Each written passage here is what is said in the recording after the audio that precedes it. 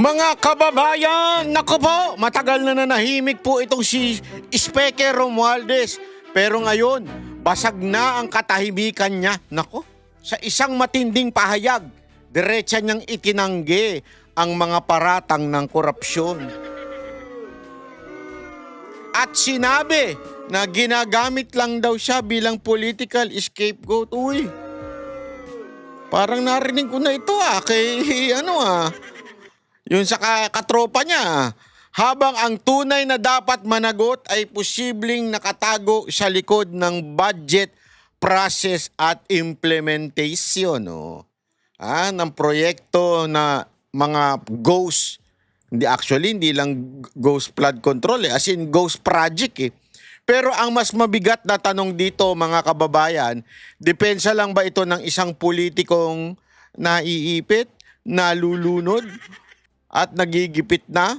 O ito'y simula ng laglagan ng mga kasangkot dito sa iskandalong ito? Dahil sa kanyang pahayag, may mga pangalang lumutang, may mga prosesong kini-question at lalong umiinit ang usapin kung sino ba talaga ang may pananagutan. Kaya panoorin ninyo hanggang dulo dahil hihimay-himay natin kung depensa ba ito na may laman o isang malaking palabas para malihis ang sisi. Nako po. At mamaya, impeachment na.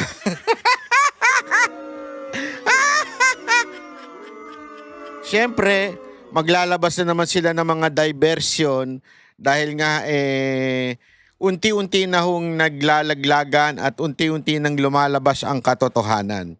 Alam nyo, ano ang motibo ni Romualdez? Yan po ay ating pag-uusapan din dahil mas importante yan kesa doon sa kanyang sinabi lang. Dahil yung kanyang mga sinabi ay tila merong laman, di ba? Tila merong laman po yung kanyang sinabi na eto na nga ho. Atin pong ipi-play, papakinggan natin at ito po ay may caption na Tagalog o Pilipino. Bakit?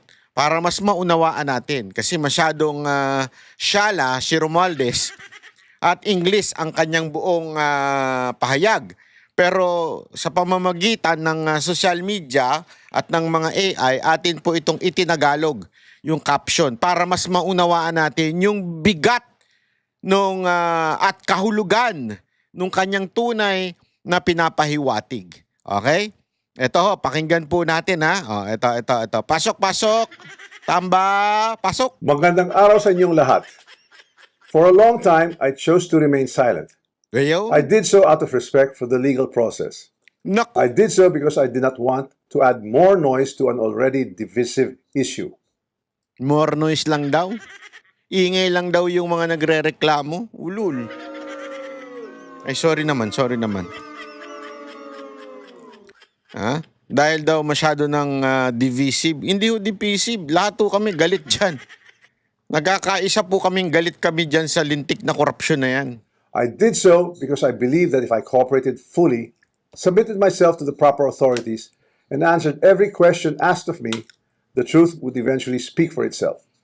So, ibig mo ba sabihin dahil sa pag-submit mo sa ICI, hindi na totoo yung mga lumalabas ngayon? Nilalaglag mo ba si Marcos yung gumawa ng ICI? But there comes a point when silence is no longer prudence. My silence has been abused and weaponized to build a narrative that is false, twisted, and unfair. Parang di ka naman silent. Nagsasalita yung mga vlogger mo. Ang ingay ng mga hayop mong vlogger Hindi ka nga nagsasalita pero ang ingay naman ng mga yun. Pinagtatanggol ka. So let me be clear. I will not keep quiet anymore. Sabi mo yan Hindi, sabi mo yan. Hindi ka na magiging tahimik You will no longer be, hindi ka na keep quiet ka na Sabi mo Hindi ka na magpapatuloy na maging tahimik. Dadaldal ka na O ilaglag mo na, baka naman pautot mo lang to dahil di ka pinayagang umalis. Mamaya kikwento natin yan. Hindi ko kasi siya pinayagang umalis Kaya ayan, naglalaglag na siya ng kung sino-sino. Wala ka pala, spoil brat ka rin pa parang si BBM Di ka lang pinagbakasyon Sasalta ka na. Face this head on, and I will speak with facts because the truth deserves to be heard. Weh! Today, I'm taking this opportunity to speak directly to the Filipino people. Uwe? From the start of this Ay, bakit mo binabasa? Ang kinakausap mo yung teleprompter mo, hindi kami. controversy, I have been cooperative. I personally appeared before the proper authorities. Nga? I voluntarily submitted my affidavit to the ICI. Uwe? I provided the information and documents asked of me. I did not hide. I did not run. I did not evade scrutiny.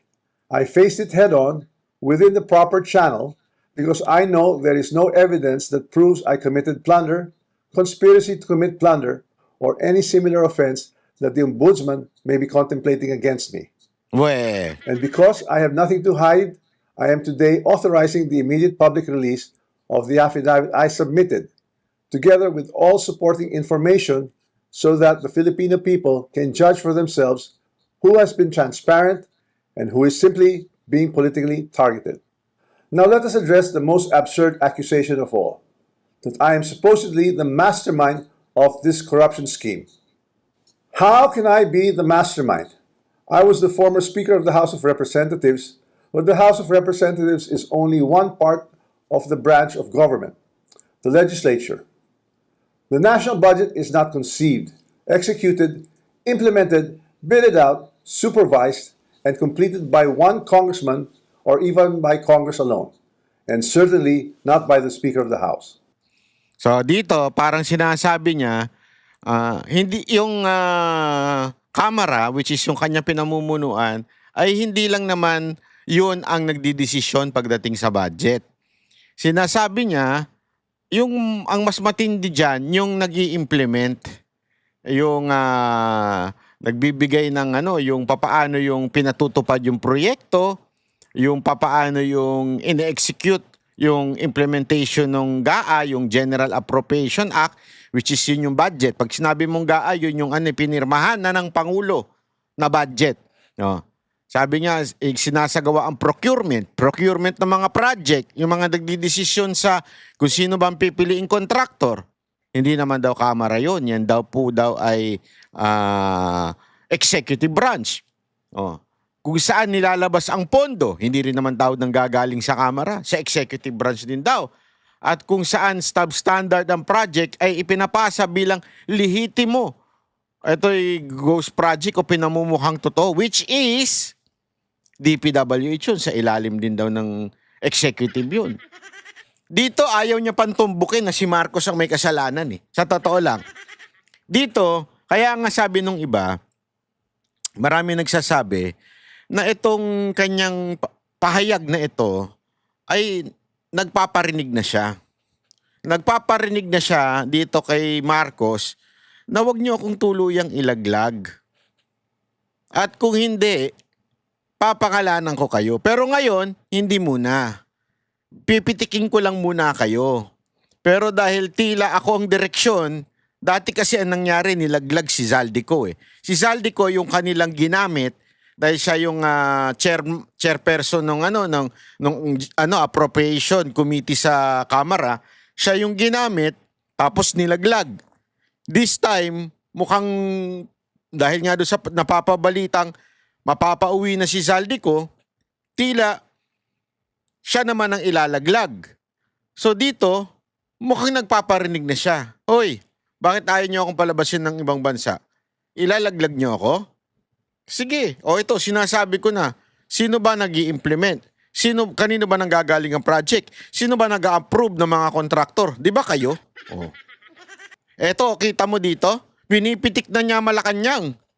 Pinipitik niya na yung kanyang pinsan. Pero hindi niya pa tuluyang pinangalanan. Bakit kanyo? Para medyo pwede pa mag-U-turn. Depende yan sa magiging kasunduan natin. Subukan nyo ako ilaglag. Subukan nyo ako hindi paalisin. Papangalanan ko kayo. Tingnan natin ang tapang nito tsaka ni Rimulya. Dapat sila pitikan ng itlog eh. I want to make this simple and clear. The national budget does not depend on just one person. Yon. The budget does not begin in the House. It begins in the executive. Ayan no, ang linaw na niyan. Nagsisimula sa executive at hindi lang isang tao. So ibig sabihin, hindi lang ako. Pero dito, huli siya sa sarili niyang bibig eh. huli siya sa sarili niyang bibig na kung saan sinasabi na niya na, oo, kasama kami pero hindi lang kami. At sa inyo nagsimula yan. So, eto yun eh. Fact that the budget, yung GAA noon at itong mga nakaraan, corrupt. Sabihin, matindi ang korupsyon. Pero kung isisisi nyo sa akin, hindi pwedeng ganon. Hindi lang ako. Dito nga hindi niya tinatanggi, hindi kasama siya. Hindi niya itinatanggi. Basta sinasabi lang niya, hindi lang ako. Pati kayo. Diba? The agencies and departments prepare their proposals. The executive consolidates them into the National Expenditure Program. And that program is then submitted to Congress. From there, the House deliberates, but the House is not one person. And it is certainly not the Speaker alone. It is a Alam mo, pareho sila ng karakas ni Zaldico eh, no? Pareho sila ng karakas ni Zaldico. Ito rin yung sinabi ni Zaldico eh. Lahat sila nakinabang, nag-deliver ako kay Bongbong, nag-deliver ako kay ganito, kay Romualdez, pero ako wala akong kinuha. Pareho talaga eh. Dito mo malalaman na magkaibigan talaga itong dalawang to eh. Pareho silang lumulusot doon sa issue. Naglaglaga na sila isa't isa. Alam mo galawan ng mga kartel to eh.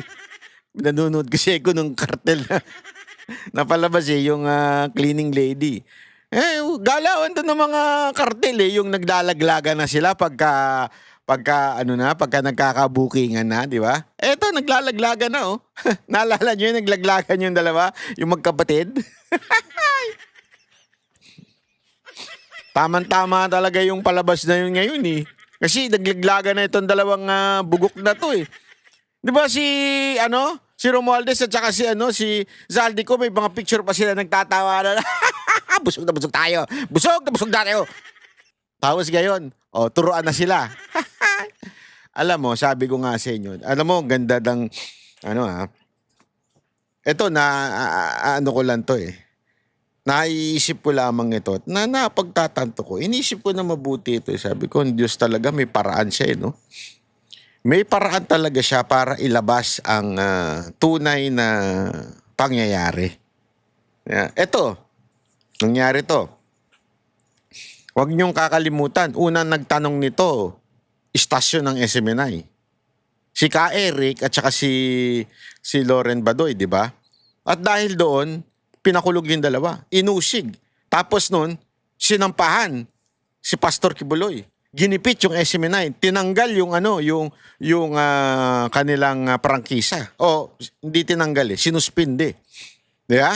So, ibig sabihin, nung unang-unang pinunatan, remember, yung pagpuna na yon, pinuna nila Ka Eric, yung budget nito ni Romualdez, yung travel expenses nitong si Romualdez. After nun, sunod-sunod na pag-uusig sa mga host at sa buong istasyon at lalo na sa pinuno ng SMNI na si Pastor Kibuloy.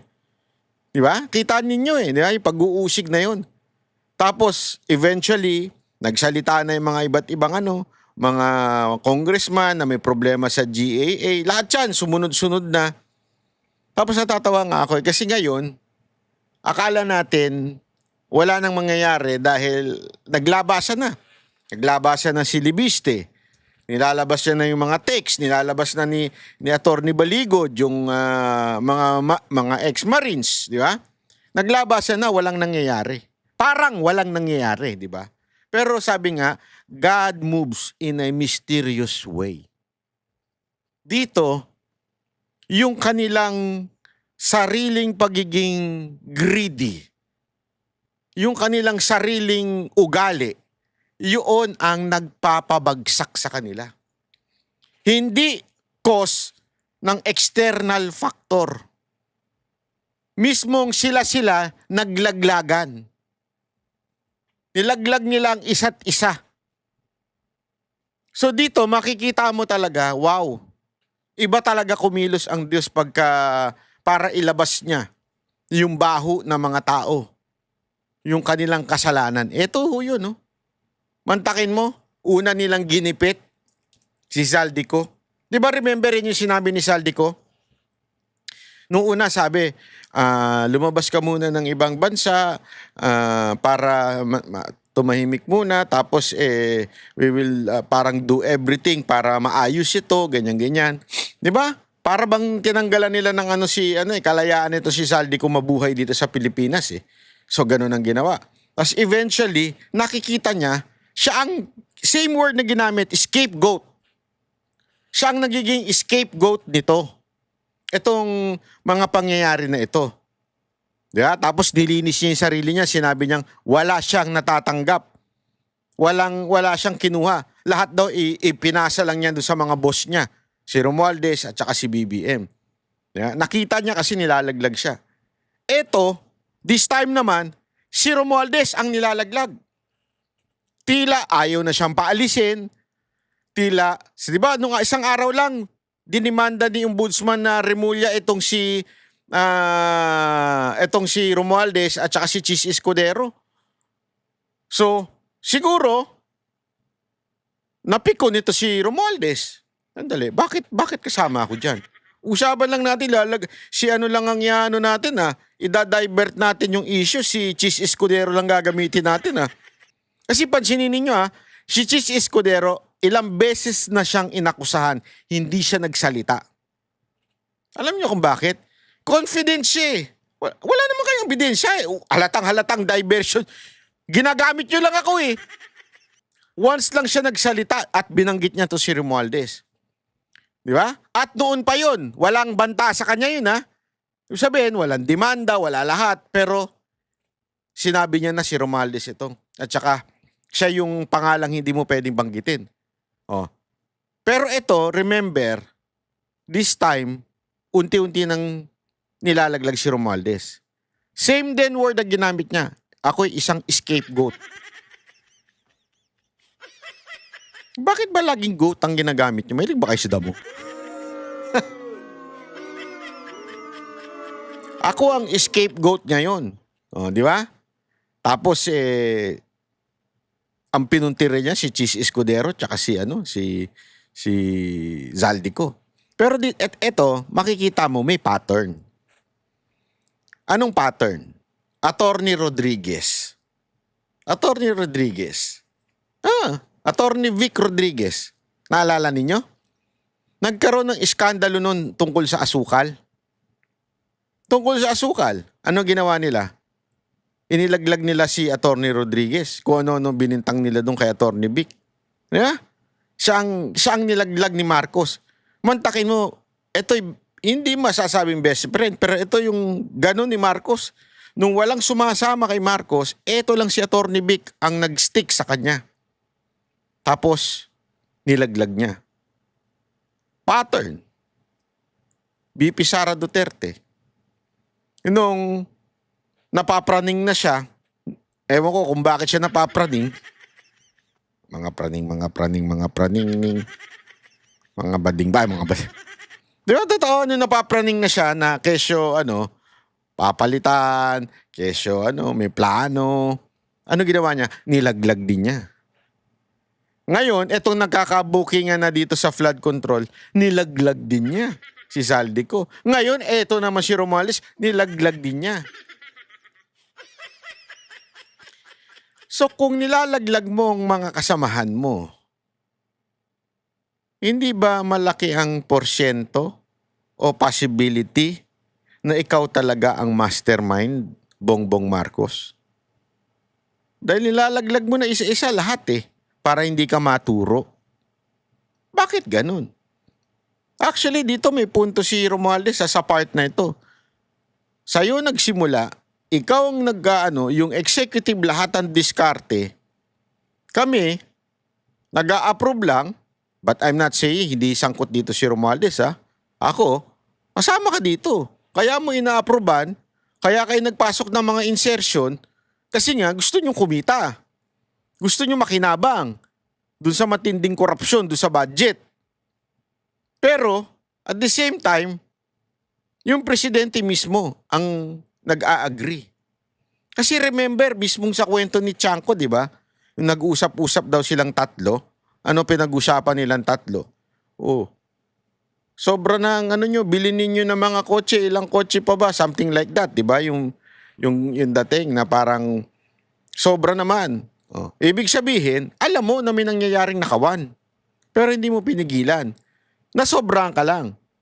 Ibig sabihin na ano ka lang, nakita mo na greedy na yung mga tao mo. Kaya nga sabi ko sa inyo, ito yung, naalala nyo nun, nung bata ko, pinapanood ko yung Ten Commandments. Kasi tuwing Holy Week, yan ang palabas dun eh. Ngayon kasi iba na eh, yung palabas na yung isa na eh. Yung yung tungkol naman kay Jesus eh. Pero dati, nung panahon namin, wala pa yung pelikula na tungkol kay Jesus eh. Kaya ang pinalalabas nun lagi, Ten Commandments tuwing Holy Week. Tapos nagtataka ako doon sa part na bakit pa paulit-ulit na lang nagwa-warning si Moises doon sa Pharaoh at yung Pharaoh hindi nakikinig. Pansinin nyo yung Pharaoh hindi nakikinig. Tapos may part doon na binanggit na the Lord hardens the heart of Pharaoh. 'Di ba? Para makumpleto yung plague. Ang lupit nun Sabi ko noon, bakit ganun? Weird eh. Isipin mo mabuti to Sabi ng Lord, hinarden niya yung puso ni Pharaoh. Di ba? Naalala niyo noon? Tapos sabi naman niya kay Moises, sabihin mo ito na magbago siya. Kung hindi, may mga darating na plague isa-isa. Pero hinarden naman niya yung heart ni Pharaoh. So ibig sabihin, alam mo yun, may purpose ang Lord. Bakit pinayagan niya na mag-harden yung puso ni Pharaoh? Eventually, 'di ba? Pinalabas na talaga yung kanyang bayan, yung Israel. Lumabas na ngayon ng Ehipto. 'Di ba? At nakita yo, may purpose, may plano ang Panginoon. Hindi lang doon sa particular na paghihirap ng mga Israelites noon. So ano ibig ko sabihin? Dito, pinayagan ng Lord na maging greedy yung bawat isang nagnanakaw sa kanila. Yung dahil sa pagnanakaw na yon, unti-unti silang nabubuking at naglalaglagan at nag-iinggitan. Nakita ninyo? Nag-iinggitan sila eh. Nainggit ako, ganito kinita ng isa, ganito yung kinita. So hindi natin alam, baka may sumusuhol dyan doon sa presidente at sinasabing, dami nang nakuha, dami ng pera Dapat meron din tayo dyan. And eventually, ang laki na nang nabawa sa budget natin, kaya sumabog na ng todo yung ghost projects. Hindi na nga lang flood control ghost project 'Di ba? Sumabog na ng todo to the point na exposed na lahat. At ngayon, dahil sa sobrang exposed na, kailangan may managot. Kasi kung, tingnan nyo to kung, sabihin na natin, kasi hindi ko naman mapapagkaila, na kahit nung administrasyon ni Pangulong Duterte, Pangulong Pinoy, at saka mga nakaraan pa, imposibleng walang nakawang nangyayari. Siyempre, meron at meron yan. Pero, maliliit. Ano may simpleng kupit? 5 milyon, 1 milyon, dagdag na patong, imposibleng wala Kasi hindi mo naman mamamonitor yan as a president, yung lahat ng nasa bamang nangyayari. Meron at meron. Pero maliliit lang. Paano ngayon mabubuking ito na talagang tumindi ang korupsyon? Hinayaan lang. Sige, nakaw kayo. Maging greedy kayo nang malantad ang tunay na kulay ninyo. Di ba paulit-ulit ko nga sinasabi sa inyo to? Ang trials, problema sa buhay, yan po ay hindi para sirain ka. Ngunit upang ipakita kung ano ang tunay mong kulay. Kung ano ang tunay mong karakter. Dahil dito, nabigyan sila ng power. Nabigyan sila ng, alam mo yun, na matinding pagpapala. Aba, lumabas ng totoo yung tunay nilang kulay. Ang laki ng binawas to the point nakakalula na bilyon-bilyon. Dahil sa sobrang lula na tayo, sila, tangina nag-iinggitan na. Sila, parang, bakit ganito lang ako? Bakit ganito ako? So pataasan na sila ng kickback. To the point na lantad tuloy yung katarantaduhan nila sa bayan. At dahil doon, kailangan may makulong. Ang problema, para may makulong, meron kailangang managot. At pinananagot ng taong bayan, si Marcos. Ngayon, si Marcos, kailangan maghanap ng ibang maituturo. Hindi, pansinin niyo yung pattern na. So naghanap siya na maituturo. Sino tinuro niya? Si Revilla. Akala niya mananahimik ang taong bayan at makukumbinsi na si Revilla ang may kasalanan. Siya ang mastermind. Hindi na nga siya nasa kapangyarihan. Wala na, hindi na siya senador. Sino pa? Si Chis Escudero, Senate President. Akala niya matutuwa ang tao. Hindi natuwa ang taong bayan.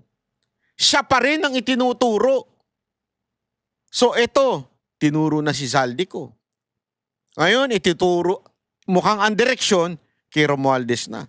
Si Romualdez, mataas din ang pride. Dahil his heart was hardened. Dahil tumigas na rin ang puso nito ni Romualdez, yumabang na rin dahil, sandali, ako? Ano yun? Hindi pwede. Ilalaglag ko na rin kayo. So because of doon sa pangyayari na yun, naglalaglagan na po sila. Yun po ang nangyayari. Dahil sa tindi ng greed nila, gusto nilang yumaman. Sabi nga, sino ba nagsabi noon? Parang sinabi, ano pa ba gusto ninyo? Ang laki na ng kinuha ninyo, kumukuha pa kayo. Ayan, iyan tuloy nangyayari ngayon. Di ba? Sa sobrang greedy nila, nainis na ng todo-todo ang taong bayan, sinisingil na sila. Sino ituturo nila ngayon? Na matinding-matindi.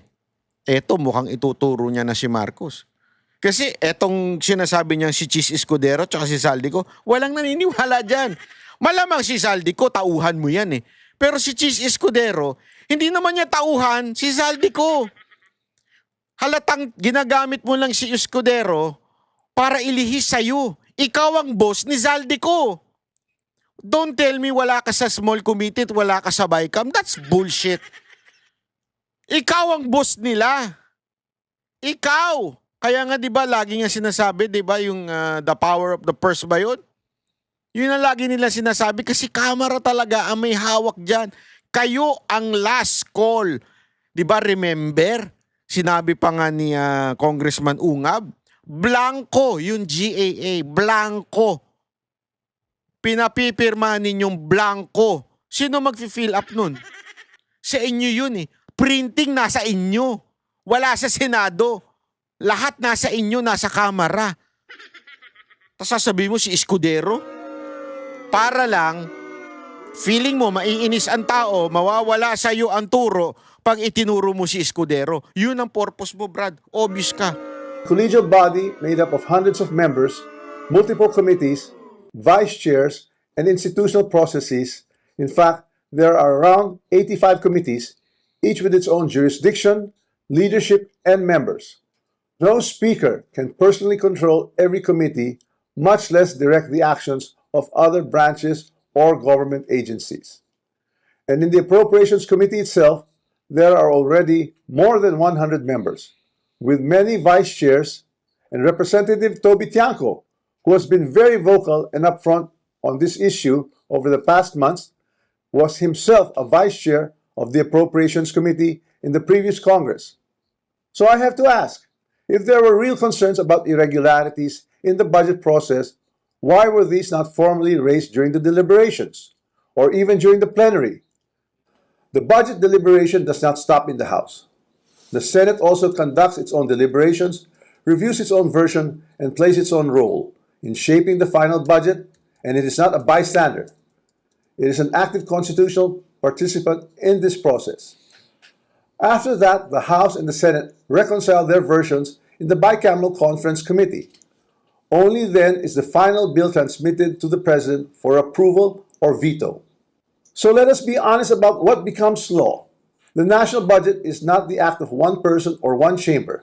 It is the product of a constitutional chain involving the executive, the House, and the Senate. This is something I want the public to understand. The budget process is collective, multi-layered, and shared. Accountability must apply to everyone involved, not selectively assigned after the fact, and certainly not when it becomes politically useful.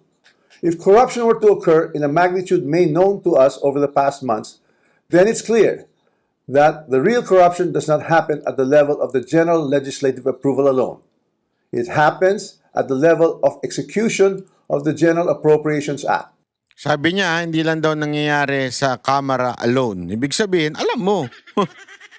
Oo, hindi lang sa inyo. Hindi lang kayo. Hindi lang ikaw ang kurap.